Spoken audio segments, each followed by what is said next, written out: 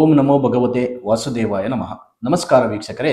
ಸಿಂಹ ರಾಶಿಯವರಿಗೆ ಕಳೆದ ಕೆಲವು ವರ್ಷಗಳಿಂದ ಕಳೆದುಕೊಂಡ ನಿಮ್ಮ ಗೌರವ ಮತ್ತು ಅಧಿಕಾರ ಈ 2026ರಲ್ಲಿ ಮತ್ತೆ ಸಿಗುತ್ತಾ? ಜಾತಕದಲ್ಲಿ ಅಷ್ಟಮ ಶನಿ ಕಾಟವಿದ್ದರೂ ನೀವು ಈ ವರ್ಷ ಸಾಮ್ರಾಜ್ಯ ಆಳಲು ಸಾಧ್ಯವಾಗುತ್ತಾ?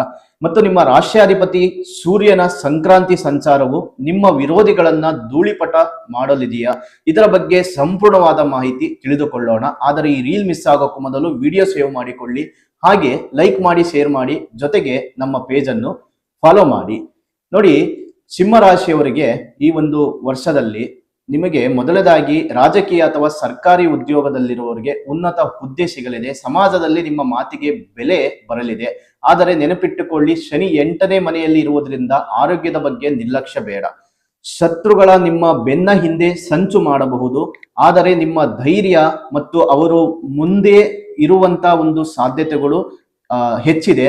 ಇದು ಹೋರಾಟದ ಮೂಲಕ ವಿಜಯ ಸಾಧಿಸುವ ವರ್ಷ.